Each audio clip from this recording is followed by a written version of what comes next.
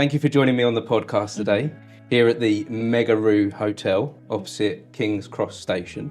You've just arrived here at the hotel. What do you make of the place? It's beautiful. It's gorgeous. Like when I walked in, it's just so unique downstairs, and then even the lights on the stairs. Like it's just a lovely, lovely place. Yeah, lovely vibe here. You wouldn't expect it, would you? No. Like it looks lovely from the outside as well. You know, it's not just a normal building, is it? It's painted really nicely. But yeah, you walk in, and every corner that you turn in this place, you experience something different, don't you? No, definitely. So really grateful to the Megaroo Hotel for sponsoring this episode. So first of all, thank you to them, but thank you for coming to join me today. Thank you for having me. I'm really interested to find out about what you do.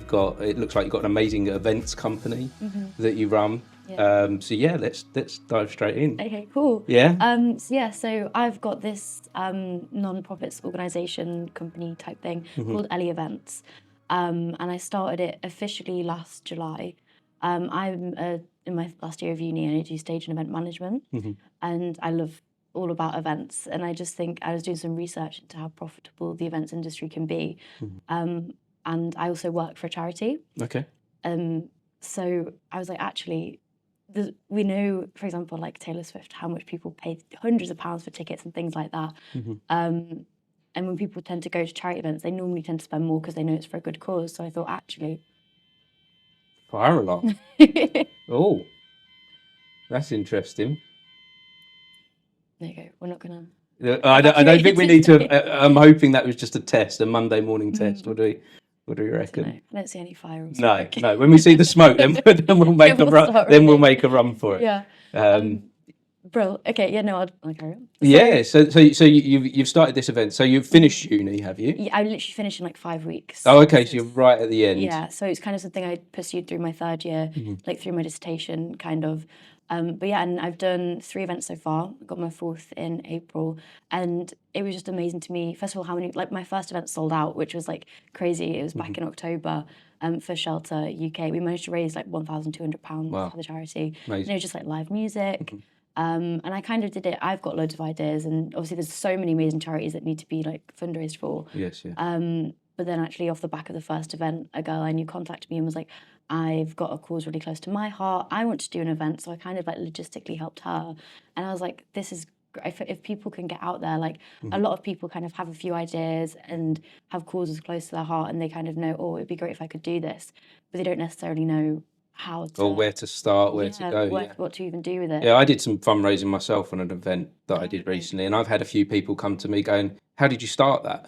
Where do you go? And it seems a bit of, when you look at it to start with, setting up an event and then fundraising alongside, it looks a bit of a minefield, doesn't it? Yeah. Even if you go onto the websites like Just Giving, you can look on there and be like, like what do I do? Yeah, no, definitely. I think there's taking the first steps and also having the idea of like what you even want it to look like. Like we just sat down, and that was like it was in like a crypt underneath the church. It was a really cozy thing. We did like a little bake sale. It was all like live music. Like just it was really lovely. And I'm lucky to be surrounded by very talented people it's like an arts university in southeast London. What's the name of the university? It's called Rose Bruford College. And they specialise in the arts, don't they? Yeah, so it's just theatre. So they've got like I'm on the backstage courses, like stage events, lighting, sound.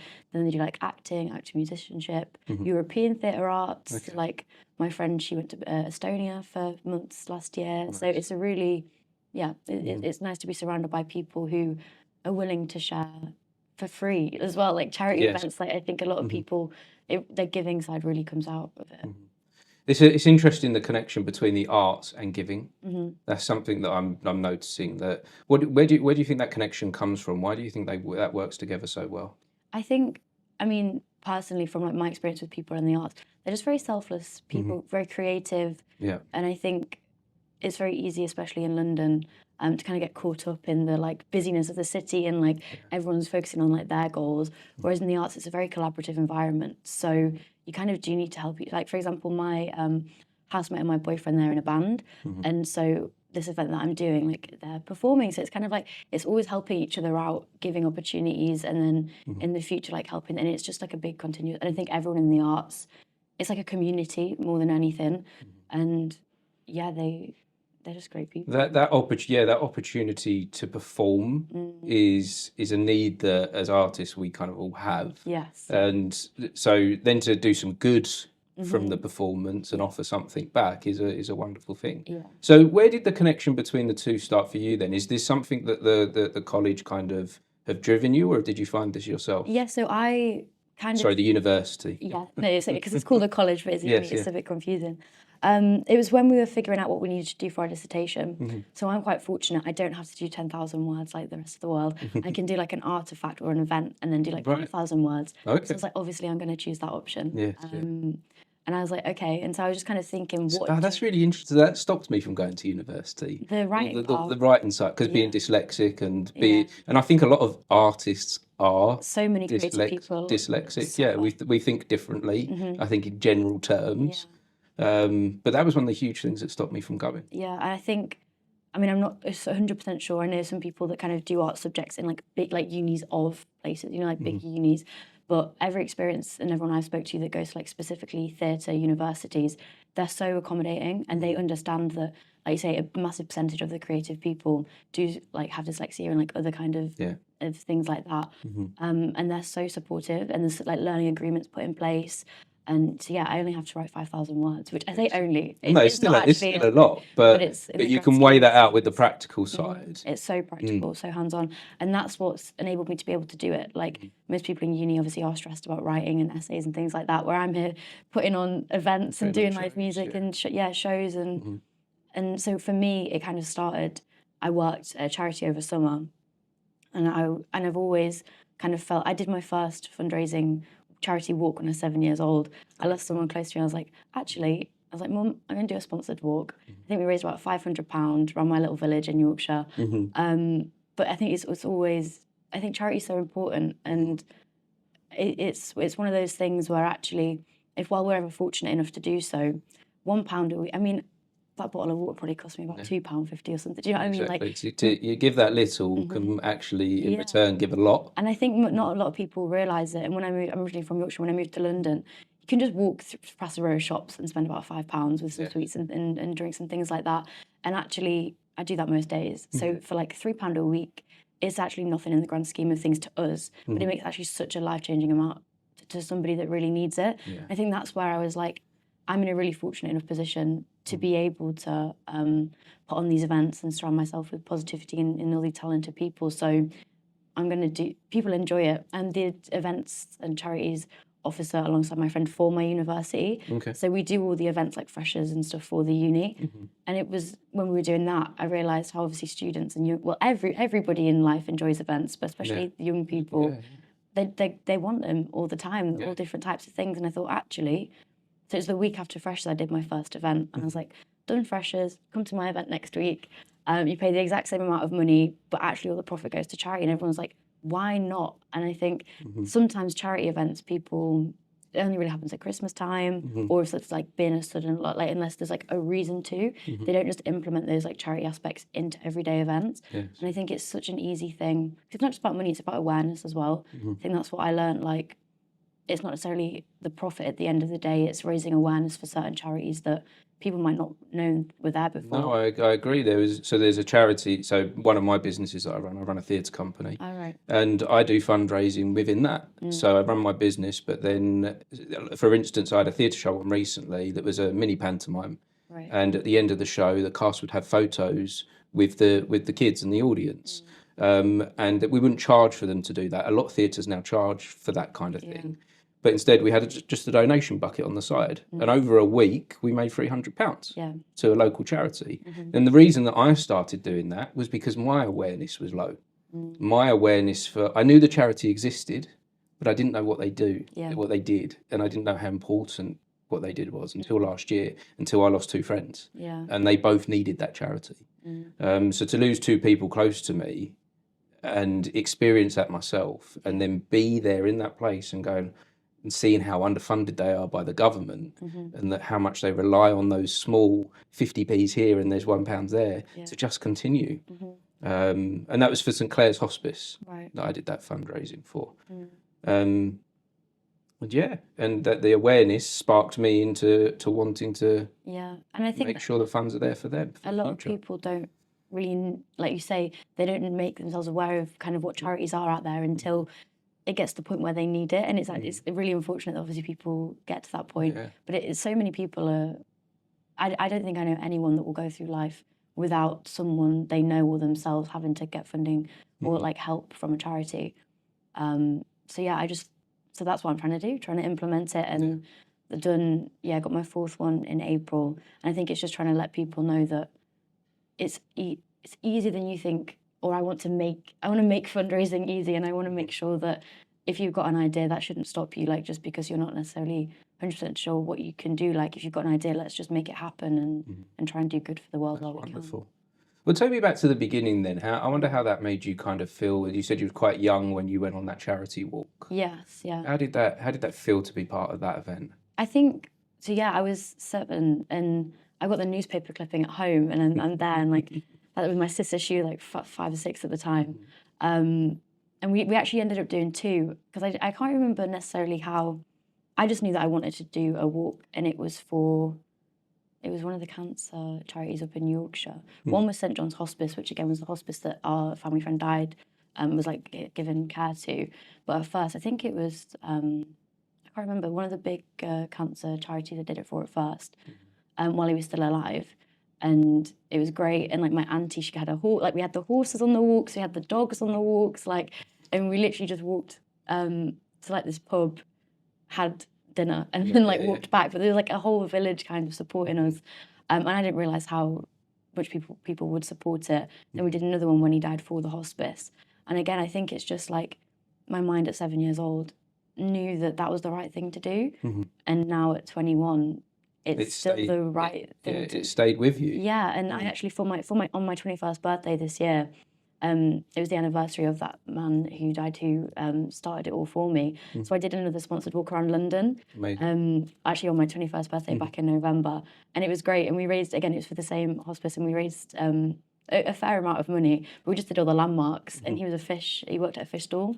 So these like fish headbands, walking around central London, like the police let us get on their bikes. Like it was a really funny day, but like it doesn't have to be necessarily negative. I think charities, people, when it's obviously related to somebody that maybe has passed or somebody that's suffering, it can tend to be, people think, oh, it's quite a negative thing, and charity events that can be like, oh, but actually, say on a Saturday night you want to go to a jazz night, you can go to a jazz night, and then money goes to have fun. It's events that you want, and you would go to anyway. You would do it anyway, but yet the money is filtering off to someone that needs it. And I think that's why I wanted to do it. It's just me doing it by myself, because I know all the money that I get. I know that every single penny of that profit is going to that charity, because I'm the one pressing the button and sending it at the end of the day. Because there's a lot of so not all, but like there's a lot of like the bigger charities out there that they've obviously got people, they're paying people to work for them, and that's completely understandable. Yes, sure. But there will be some big boss somewhere, possibly, obviously. And I have heard some sort of horror stories about some charities where the big bosses, they go off to Las Vegas, and spending company profits where people have put money into the charity, and so that is a concern for people. People have heard those stories, and they're concerned about that. So what would you say to someone that was coming to you to give them trust within you and what you're doing? Because that's quite hard, isn't it? Because I think it's definitely the trust, that needing the trust to be there. Like my first event, it was mostly like people I knew and their family, so it wasn't necessarily strangers. They knew at the end of the day that I was good at heart. But I think going forward, the bigger they get and the more people that I don't actually know, I've always took screenshots and like put on my story, like here, like with the laptop, almost like sending the money off. But again, at the end of the day, they don't know what I spent into it. They don't. But I've got spreadsheets and bits and bobs where it says like what I've put in and the receipts. So if anyone ever did question, I could just be like, look, I'll sit you down and talk you through it. But it's.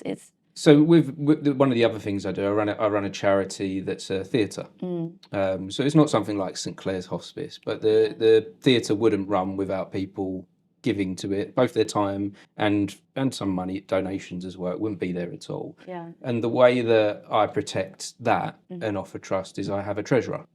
So we have a committee, we have a group of people they're all volunteers. They give up their time, and the treasurer is registered and works like an accountant, but then also verifies it with an accountant. So he checks everything first, but then we pay an accountancy to double check it.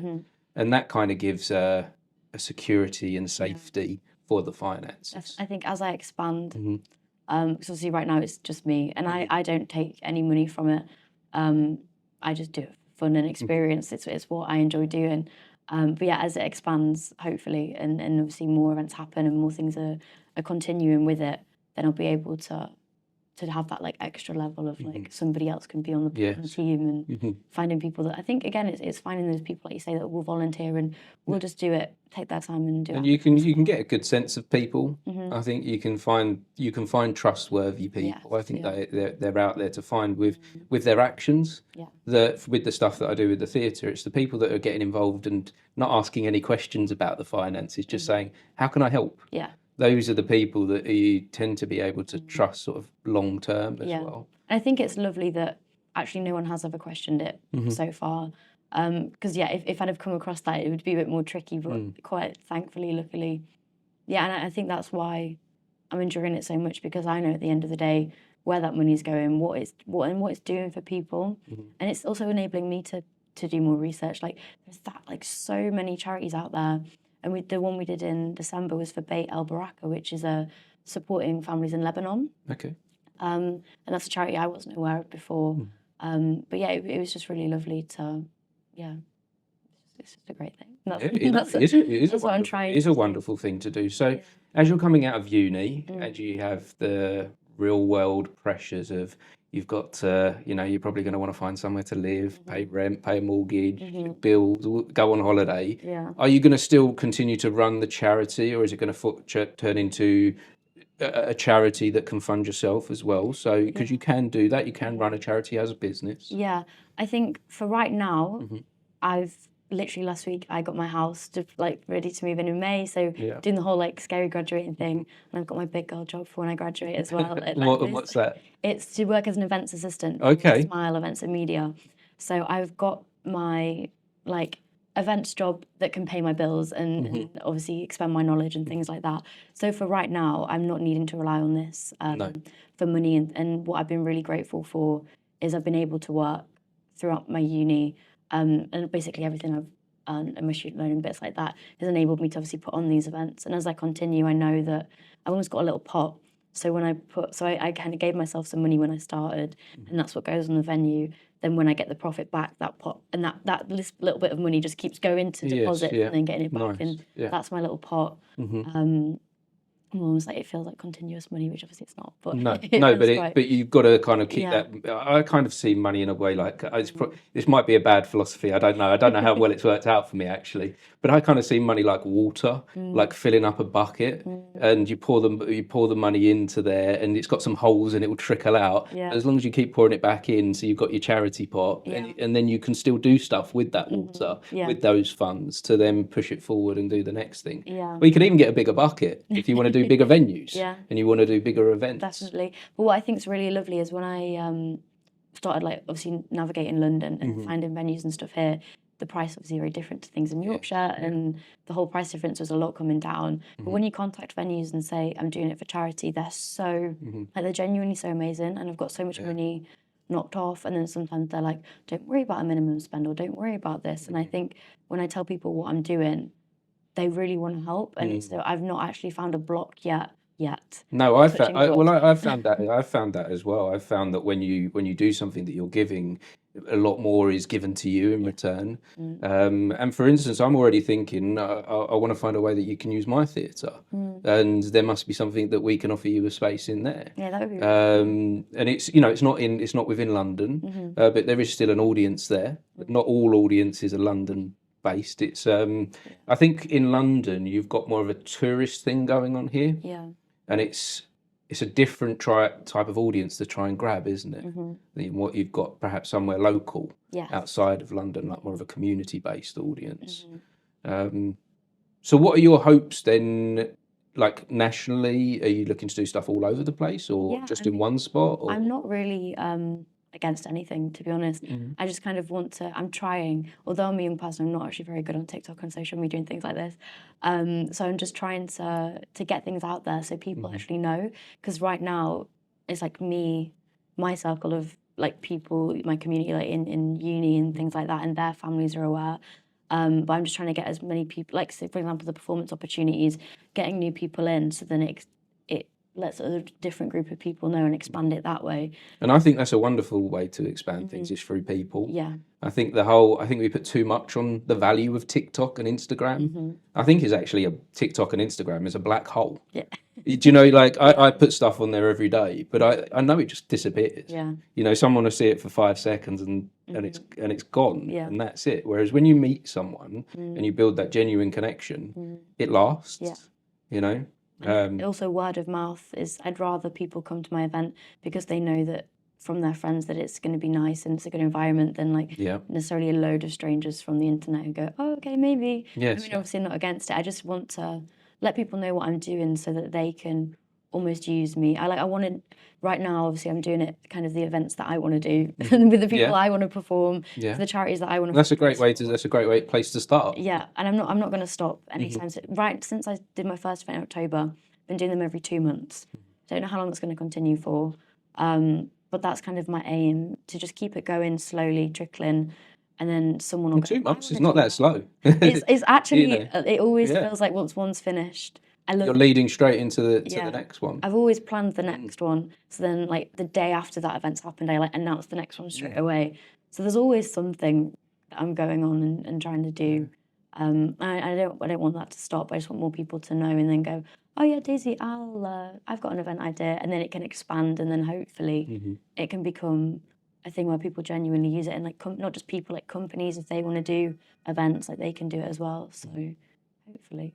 Wonderful.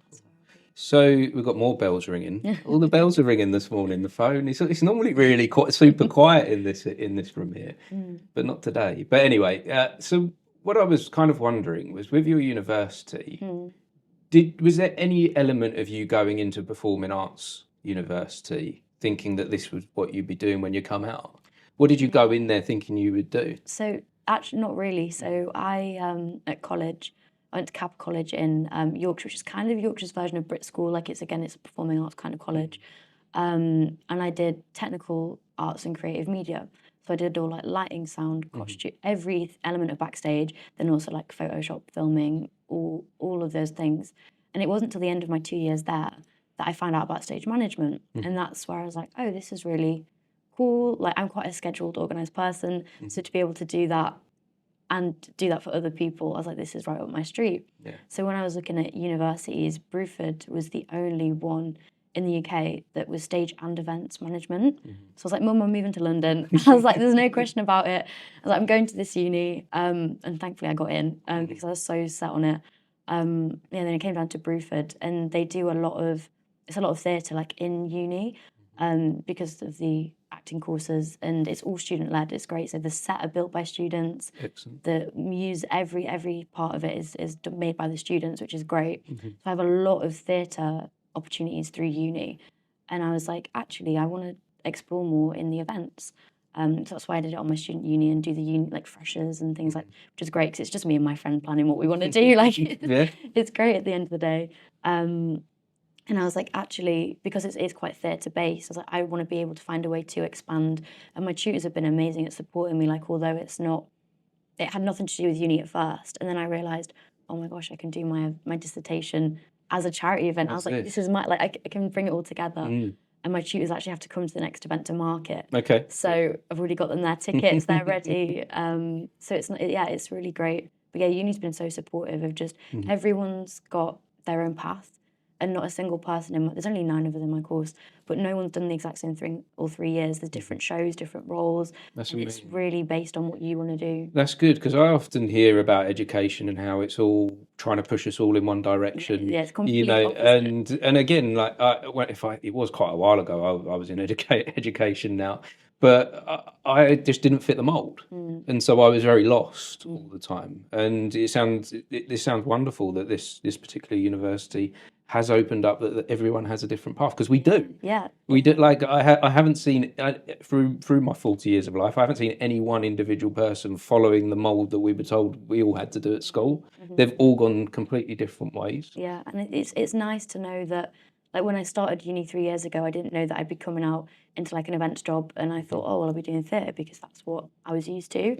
But there's so many jobs out there. Like when they say to you, when you're picking your GCSEs, what do you want to do? And you're like, and it's only like history, like there's such little boxes that you have to fit into, and then based off that, what you pick when you're like 16. I mean, I was in COVID. I was in my year 11 when we like did our GCSEs. That was when we went into lockdown. Wow.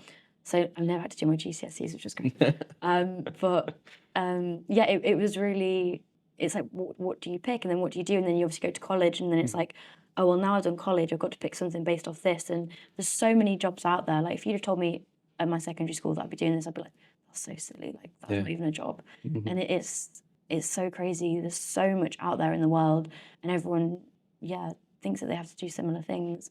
So you can literally be your own person, and you can do a jazz event. That's amazing, and it's also as well. I've been questioning a lot about the whole system of schooling with exams. Yeah. And my daughter's currently going through GCSE exams, and I'm very much a parent that says there's no pressure. Yeah. This is just a test of kind of how you've done so far over the last 5 years, but. If it doesn't matter what you do. If it doesn't work out for you, then you go and redo it at college, or you find something else to do. I mean, exams are a bit like, it's more a memory test. It is. It's not what skills are. It's what you can remember when 100%. You're under pressure. Yeah. My mum was always great. And how is that beneficial to any job? Yeah. Just like that doesn't really fit for anything, does it? That whole exam thing, and then to give you a mark about how good's your memory, and then how good are you under pressure? What? So everyone's going to be a salesperson? Like they're the only kind of things that works for. Yeah. Especially in the real world. Like obviously when you do your maths GCSE and things like that, it's like I literally have a calculator on my phone and I take everywhere. Like obviously you need the base levels, but algebra and knowing pi and all that kind of stuff. That exactly. And I don't know anyone that has. But yeah, my mum was so similar. She's been super supportive, and I'm so grateful because she's been so supportive. Never like, you need these marks, and I'm like, Mum, I'm going to do this. She's like, yeah, go to London, and I'm so grateful to have that kind of support behind me, to not have the pressure of, well, why didn't you get? So you sound like a great example of how doing those final exams don't it's not that they don't matter, but how well you're doing since then without having I've never, so my GCSEs were in lockdown, so it was all based on your mock. So obviously you did your mock exams, so it was kind of based off that. But for example, I did art GCSE, we took our artwork home and did it, and then like sent it back into, so we still like did bits, but it was never that exam setting. And then I did. So what did they do? Did the teacher kind of assess you over, like, knowing you as a person? I think so. And go, right, they're deserving of this kind of grade. I think so, because we did a few mocks, like you do them before Christmas, and it was like the February, wasn't it, when we all like went. But obviously we didn't.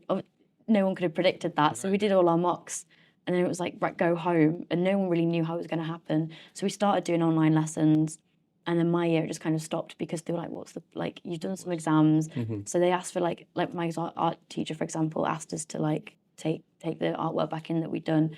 And they marked, I mean, I personally think I did better not sitting my exams. I think I wouldn't have got the grade I did in science, for example, if I sat it. But yeah, it was quite really fortunate actually, because they did have to base it off coursework and the work that we'd done, knowing as those 5 years of secondary school, because we didn't do that final exam.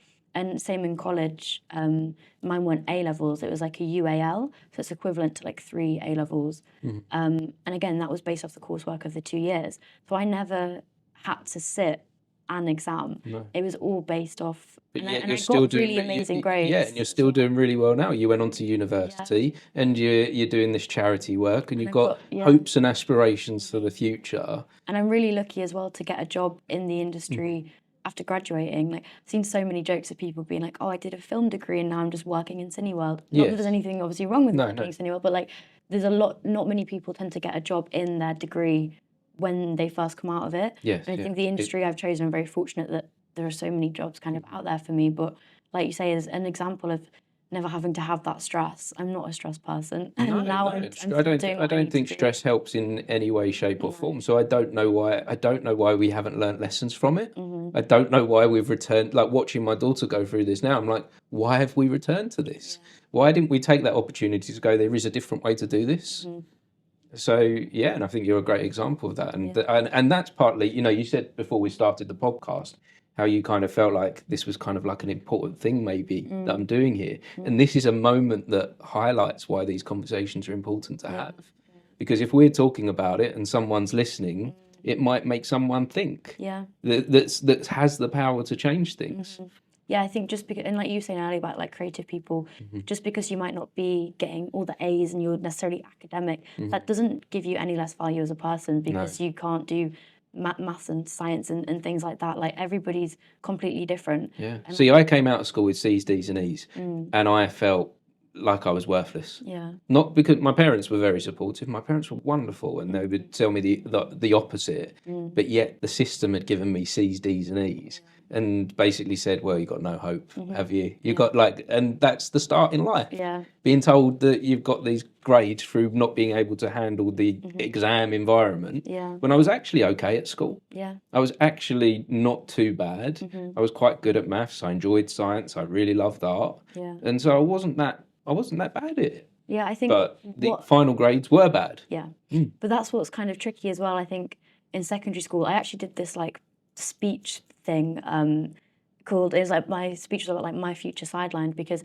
I was the last year where obviously you had to do maths, English, science, but then my GCSEs were music, drama, art and computer science. And that was the last year that you could pick art, music and drama in like the same, like you could do it all, because from that point on, the dance course got cut. You had to pick between art, music and drama. You could only do one.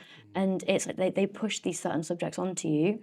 But for example, entertainment to me is crazy. But like it's so important. Like if you were driving to work and you didn't put your radio on, it's silent. Well, it's the biggest industry in this country. Exactly. The income that's generated to the government, to the treasury, is 3 times that than sport. Yeah. Per entertainment industry. And so it's like, why are we not recognising that? That there is money to be made there. Yes, it's a hard industry to work in. Yes, there isn't stability within it. There's lots of up and down. But why aren't we championing it? Yeah, and I think, like you were talking about school, like if all these things, like you go home, you watch Netflix, you go to the theatre, you watch a show, you go see a music concert, and if all these, as young people, if you can't do those subjects in school and you're told no, they're dreams, they're not jobs, what's the world going to look like in a few years when my generation, if it's kind of like, no, you can't do that, we're going to grow up. Well, how would you have got through COVID without entertainment? How would anyone have got through that time of being locked down, of going through trauma? Some people went through some really bad things there, of being pulled away from their family. But yet we had books, we had Netflix, we had music, and that pulled us all back together. That kept a bit of the connection there, and it helped us just simply move through it. Yeah. And it's such an adaptable industry as well. I remember watching National Theatre, started doing the National Theatre Live, and we watched like the Benedict Cumberbatch Frankenstein, and like it just changed the trajectory of like the theatre industry in general, because now things that might not have been accessible before, because COVID happened, we can now watch theatre at home and we can have access to all these different things. And I think, obviously COVID wasn't brilliant, obviously it wasn't amazing. No, but there is some good things. Really positive things have come out of it. And the boom of podcasts. Podcasts had been around before COVID, but they boomed from there. Because people were searching for that connection. They wanted to find some advice and a new way of living, and podcasting really took off in that moment. So that whole new industry was kind of born then. Yeah, so important. Yeah, it really is. So what's the future look like then for you then? What are your hopes and dreams moving forward from here then? With everything, with it coming out of uni, it's all fresh in front of you. There's the world is open. You said you've got a job lined up. So how do you see this? How do you see this moving forward? I want to continue. I mean, I always said to my mum when I moved to uni, that based on what it is, and I'm like, Mum, I'm not moving back to Yorkshire. I've got to stay in London. And I think for now, while I'm young, it's such an amazing city. I mean, right now I'm kind of living on more of the outskirts in quite southeast, but it's so accessible just to be able to get in. And there's so many things out there compared to my little village in Yorkshire. So I was like, I'm going to stay here. I'm going to just try and make the most of the opportunities as I can. Like, for example, doing this. When jobs do come up, when places to live, like all these like different opportunities where you're like, oh, I'm not sure, like I don't want to play it safe. I just want to try and take it as much as I can, because stability, everyone kind of says like, oh, when you grow up, you settle down. Like, but why do we necessarily have to always settle down? And I think also if one day, obviously in the future, it's actually really fun. I spent the weekend with my boyfriend's parents, and they were always talking. My boyfriend's dad, he like opened for Michael Jackson with his band. He was like a really successful music artist back in his day. He's like, yeah, and then I had kids. And everyone I spoke to is like, and then I had kids. And I think that's a real responsibility that, you know, I had similar for me. I had kids at a young age and put my dreams on hold for a bit because the responsibility of feeding them and putting a roof over their head meant more than my dreams. You know, so that is a real world thing that comes in the way. So whilst you haven't got that, I need to just make the most of my dreams before, because it's kind of a continuous cycle, isn't it? Your parents put their dreams on hold for you, but then you have kids. It's just a cycle of like who achieves their dreams if everyone's putting them on hold for the next generation. So I just want to try and make the most of it. I think that's quite key as well. I've seen a lot of people that will put their dreams on hold and not return to them even once. So I'm very much someone that is trying to return to my dreams, and it's a new dream now than what I had before I had children. But I'm very much returning to that thing of my children are 19 and 16 now, and so whilst they still need me, I'm still going to always be their dad and be there for them. They don't need me in quite the same way than when they were 10. You know, it's not quite the same thing. So now I'm going back to that pursuit. I've had that moment of looking after that and that parental nesting thing, but you can return. It isn't a permanent hold, and I think too many people do put things. It didn't happen for me when I was young, so therefore it's never going to happen.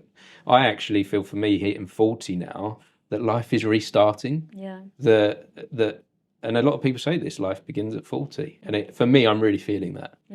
I'm really feeling that new fresh. But you're in your early 20s. Turned 21. Just turned 21. Like, use it for experimenting, use it for enjoying your time and play and go on adventures. That would be if I can give advice. that would be what I'd say. That's what most people say, and that's why I just need to embrace whatever I can and whatever I can do what I'm doing and actually make a change and try and help other people along the way. There's no harm in it. There's no harm in trying to do that. So that's where I'm going to be. You're going to be experimenting and adventuring. So a little bit more about that change then. How would you like to see things change? I think I just want more people to know what I'm doing and to kind of get behind it. Because like I said, I've got like my people that support me now. It's just getting it out there and seeing if we can implement it into things. And even if it's not necessarily me and Elli Events like making the doing that change, just if raising awareness and someone listening like, oh yeah, actually, why don't you just like people profit? Why can't we just give a little bit of like a small, even if it's a small percentage, because you never know what position you're going to be in the future. I think this all the time when you obviously walk around the streets and see, for example, like homelessness and things like that. Shelter UK is the biggest housing and homeless charity in the UK, and they're still not funded by the government. No. And it's like, I don't know, I just think whatever we're fortunate enough to be able to give, I just hope that in the future, then if I'm ever in an unfortunate position where I need help from hospice or whatever that may be, that someone's actually going to help me. Because you don't know how life is going to go. No. You really don't. Like it can change health, very quickly. Yeah, there's health. Job security. Like there's so many things that everyone feels like they're in control of their own life. That's an amazing way to view it, but you're actually not. You're in control of what you can, but there are so many things that are out of our control, and it can change you, and you don't. If you go through life being a really selfish person, it's going to be really tricky for you. God forbid if you do ever need that help. And I do, you're making me reflect on myself a lot here today, like because I think I did go through a period of my life, especially when I was doing the parent thing and trying to, I did like a normal job for a little while when the kids were young.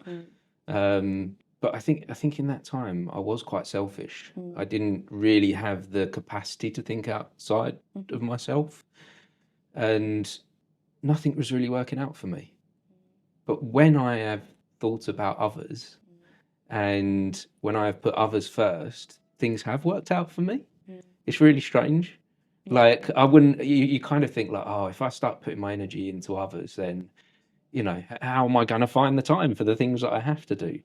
But it just seems to work out better. Yeah. And I think a balance is so important as well. Like some people maybe take it too far and they like don't put themselves first. I think at the end of the day, like you do need to, like say, prioritize yourself, your health, your family. But yeah, don't go. You don't want to start having to rely on shelter for yourself, do you? So you do need to care for yourself in order to be able to care for others, and I think, that's key in parenting as well. There was points of my parenting that I started caring for my kids more than myself, and I very quickly went downhill through doing that. And so that counts the same in business. But I think when you build your own foundation really strong, and you know yourself, and you're okay in yourself, you're only then able to help others. Like if you're not okay within yourself, it doesn't matter what advice you think you can give or what you can help, like, because then if you crumble, everyone around you that's relying on you is going to do the same. So you just... I can't believe you're 21. You're saying you're so wise. No, like this is really important stuff, and it's giving. I'm really inspired by you as well. Thanks. And like I've started, like I say, I've started doing more attached to my business with my theatre company. Started trying to give more, and I did I don't know if you know, I did a world record on the podcast recently because that's when you messaged me. So I thought maybe you was connected to the world record in some. What was your world record? So we had I had the most guests on one episode of a podcast. 140 guests on one episode, and it took. There's no time limit to that as long as I didn't stop the recording. And it took 16 hours. Wow. To have 140 guests, and so I recently got that world record, but I raised £900 at the same time. Wow, that's amazing. Which I didn't. I put the giving link attached to it, and I thought, maybe £50 to £100, £900. I was like, wow. And the sense of achievement at the end of that was massive, not just because of the world record, but being able to give back to that charity alongside of it. So I'm wondering, have you got any advice for me that if I could do more? I don't know. It feels a bit like, give advice. I don't know. I mean, it sounds like you're doing amazing things already. Like you like you say, you've got your theatre, you seem a charitable person. And I'm not saying that everybody has to go out and give to charity. Like at the end of the day, if you can't, then you can't, and that's totally okay. And there's no shame in that if people aren't financially able to do so. But yeah, I think just thinking about others and you do that. So I don't really... I appreciate that. Do you have any advice for me?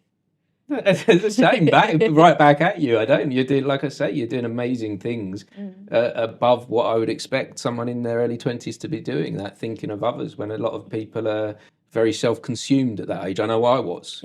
I know in my early 20s, that was when my family started, and I was very much self-consumed and didn't think it was possible. I really didn't think that I had time to offer anything else.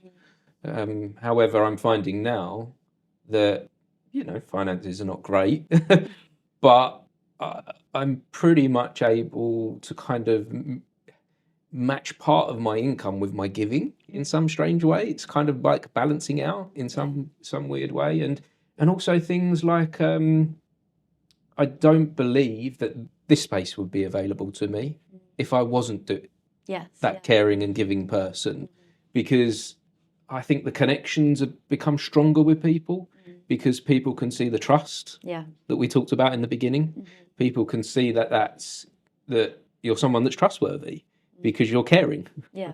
And so that's worked out nicely as well. But I really don't think I've got anything really to advise you other than just keep going and keep doing this. And don't be afraid to expand with what you're doing. Go as big as you can. Try. Try. That's literally all you can do is try. But there's you're like, this is a great idea of what you've got of using the funds to move. You've built some funds and use them to move on to the next event, but maybe even saving a little bit more so that you can make that next event bigger each time. Topping it up. Yeah, topping it up, because the economy keeps going up and the price of things keep going up. So keep putting a little bit more into that savings for the next thing, and eventually, if you save more than the price of everything going up, you will be able to make stadium events eventually. I'm wondering if there's anything more with, like, if there's there's a lot of like live podcast type shows. Maybe I could be doing something like that, live podcast shows that is a charitable kind of event. Highlighting the charities on the podcast. But I think that's like awareness, like I was saying earlier, like a lot of people, it's also like when you see people on the streets trying to raise money, everyone in London's kind of like, no, because there's a lot, there's you can't give to every charity. You can't give to every charity, and there's a lot of it going on, and everyone's very much like thinking that everyone wants something from them, when actually awareness, it costs nothing. And there's also like a lot of petitions online you can sign, and like the more I think you enable yourself, like, sounds really cheesy, but obviously like power is knowledge, and like knowledge is power, whichever way around. And it's I think if you kind of know more about it and expand what you know, then that's just as important as being able to give £3 a week or whatever it is. And so, do you know, this is you've just sparked an idea off in me that maybe I need to be speaking to the charities on the podcast more. That I say more, I need to start going in that direction to help raise the awareness. Is like you say, just as important as the money itself. Because it maybe the money side of it is what turns a lot of people off. I think definitely, that's what like you said. Like if you walk past the train station here, there's 5 or 6 buckets being shoved under your nose, or people trying to grab you to sign up a direct debit, and they always seem a bit, untrustworthy. I find those kind of people. Like you're like, what is this? You want my bank details on the street? I'm not. I've never done that. No matter how good the charity sounds, I'm not going to give anyone my bank details on the street. But if we had a voice out there that was, just simply informing, then that would go a long way. I think that's also like you're saying about people get a lot scared about money. Like I don't know, obviously not all charities are, not everyone standing on the street with a bucket is always legit. But if they have ID, and like say for example it was like a more well-known charity that they're not always there to be like, I want your money. Sometimes just a conversation can probably make their day a bit better, and can also make your day a bit better. And I think treating people as people is like, if I've got time, I'm not saying I'll donate to them, because again I'm a student, like there's only so much money I can be putting into things, but I think just having a conversation, just like treating people as people is just so important. Because I think from where I'm in Yorkshire, like you'd walk down to the shops and everyone says hi to each other, and everyone's like, "Morning, how are you?" and all things. And then you move to London and nobody cares. Well, obviously they do, but like on the street, it feels like you're so alone. There's more people around you, but you feel so isolated. I had a similar feeling on the train this morning. Actually, I was like, "Wow, this is such a lonely city, isn't it?" There was a woman. Sorry, excuse me. There was a woman sitting next to me on the train, and she asked her husband sitting opposite for a pen to do a crossword, and he didn't have one. And sorry, I feel like I got a nosebleed all of a sudden. Bear with me just one second. Okay. Let's pause for a minute. Or maybe it's just the aircon in here. Bless you. You don't want to start just dripping. Yeah, no, I could feel it. No. Sorry. That's okay. I didn't ask you how you're doing for time, by the way. You good? However long or short you want me to say. Yeah, we're good. All right, back into it. After that panic, I didn't have a nosebleed. It was fine. It's just the aircon's, got to me. So where was we?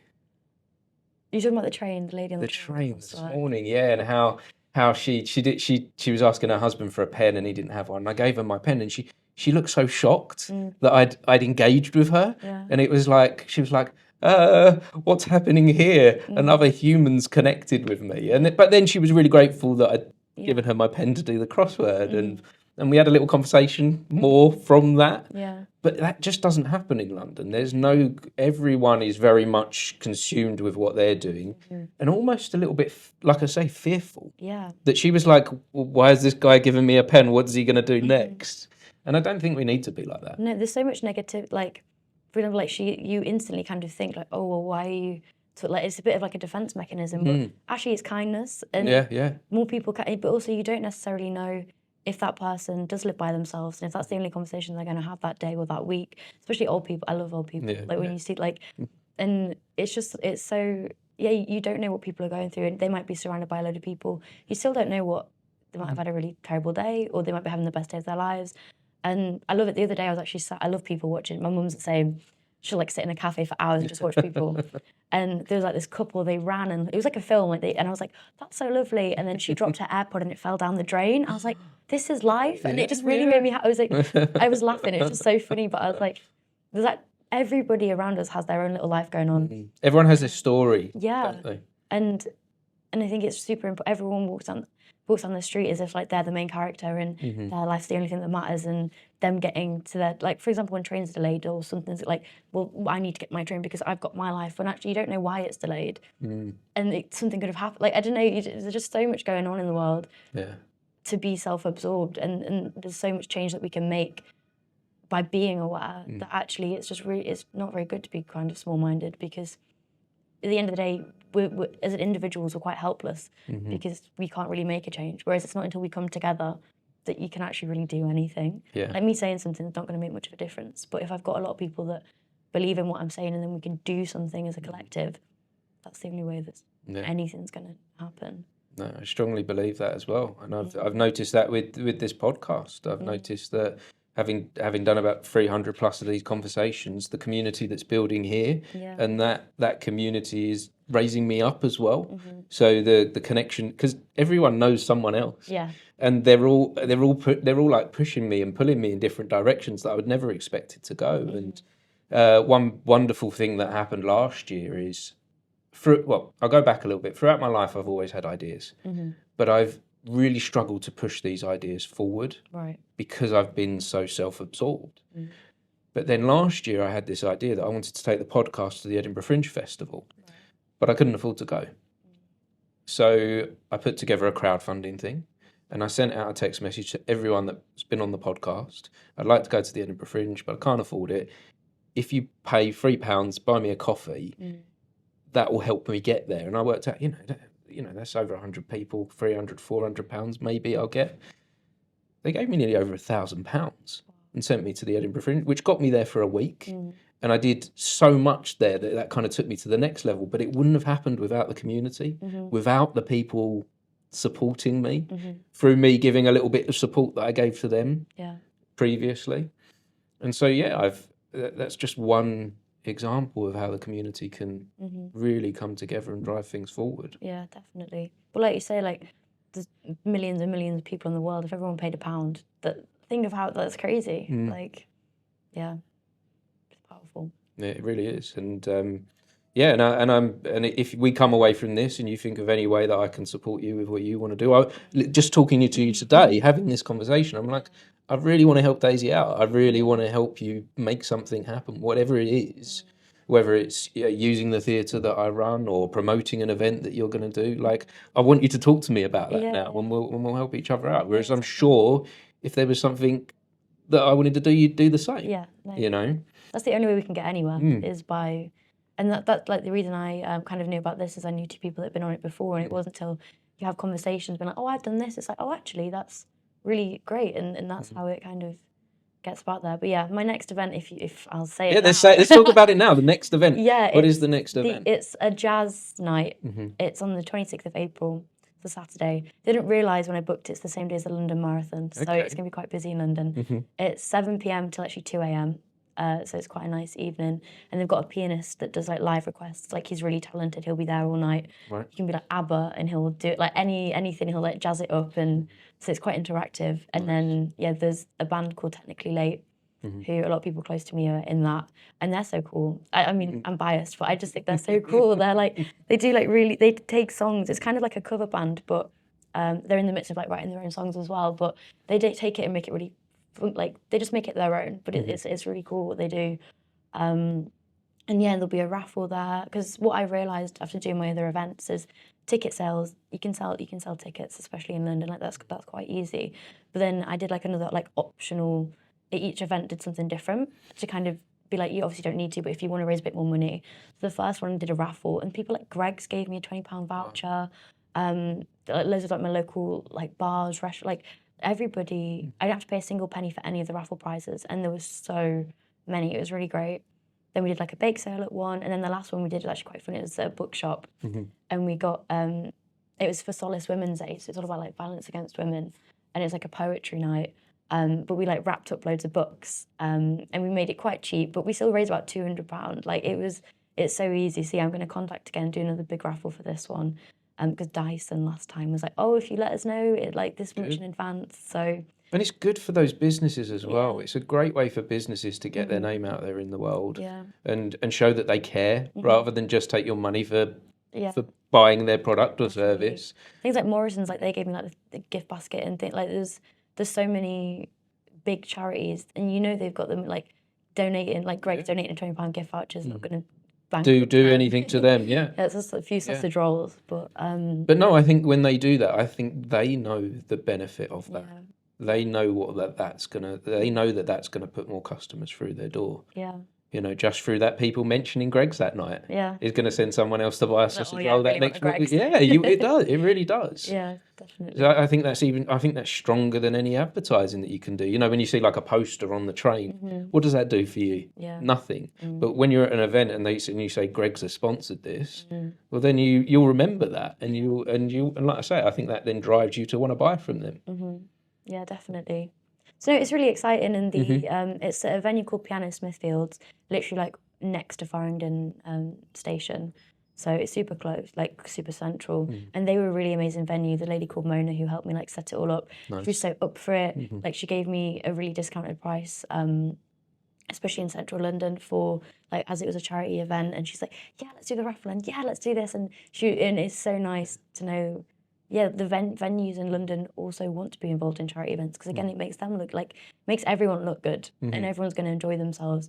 The tickets were £15. So this is one of the other things. When I first started my event I did in October, I sold tickets for £5, and because I was like, I don't actually know the price of a ticket for an event in London. Of like, what would people pay, and how it was like £5, and everyone's like, Daisy, that's really cheap. But it sold out. So I was like, okay, I'd rather sell out £5 tickets than put them at £10 and only half the amount of people come. Yeah. So that was my mindset for the first event, because I just wanted people to come and wanted people to know what I was doing. And then the last event was £7, and again, it got really, so I was like, okay, I'm going to try and push it. And obviously, as this one's in like central London, and it's like 7 till 2 a.m, like it's a night out. It wasn't until me and my friend were going out the other week, and we were looking at like just going to a bar, and you got to like pay like a table deposit. And we were like, yeah, let's just do it. And I was like, actually, we're about to pay £15 just to go sit in a bar. There's nothing there. It's not going anywhere. So people will definitely pay £15 to sit all night with live music, interactive. There's obviously drinks, all sorts of things like that.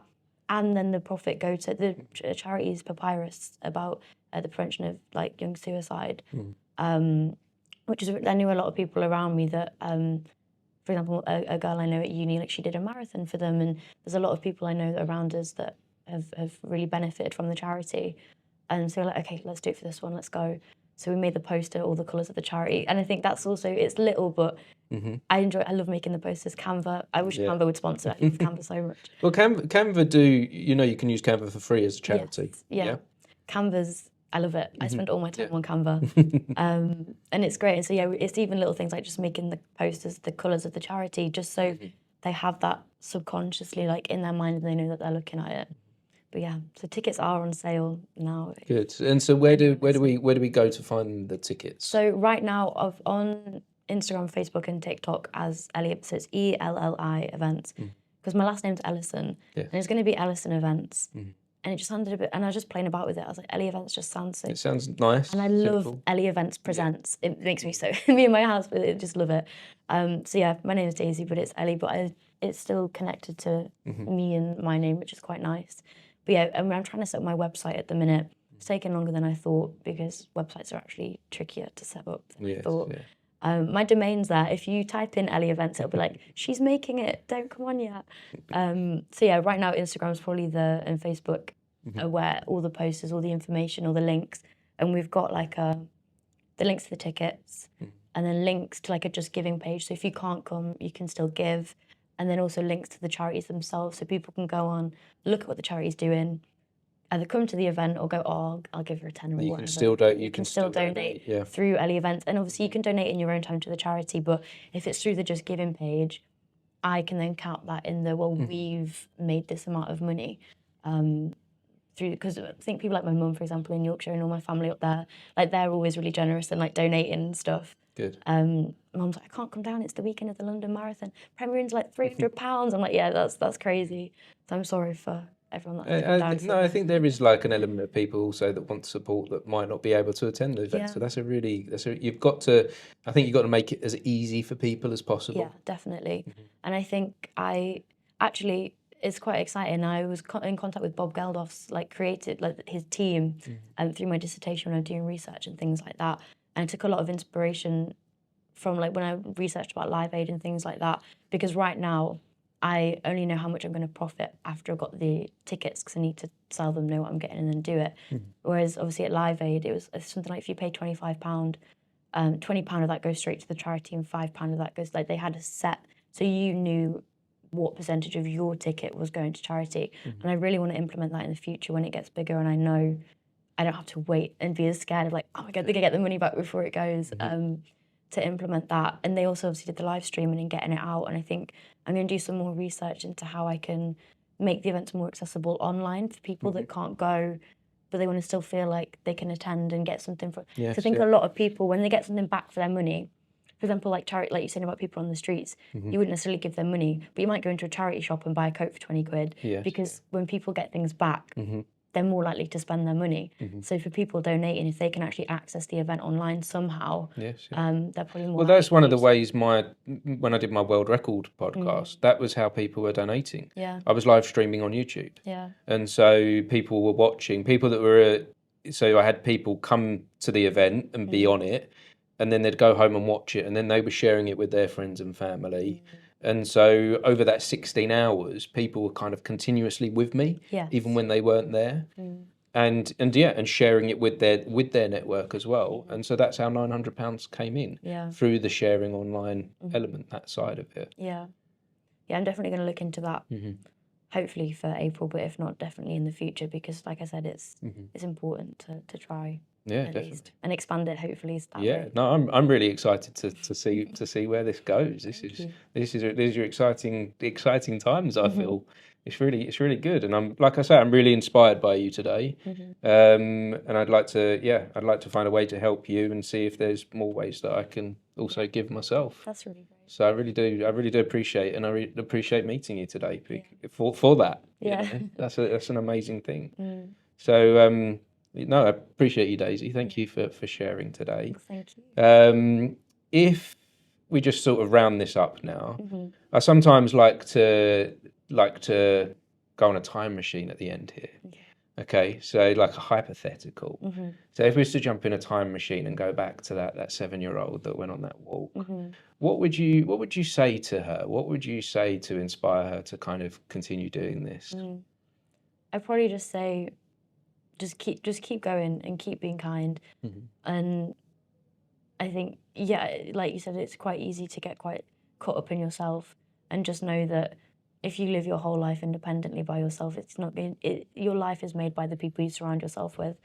And I think I've got a really amazing family, really amazing friends, and just to keep surrounding myself with amazing people, and that is what will help you grow. You can't do it by yourself. No, you need that community, don't you? Yeah, that's what I would say.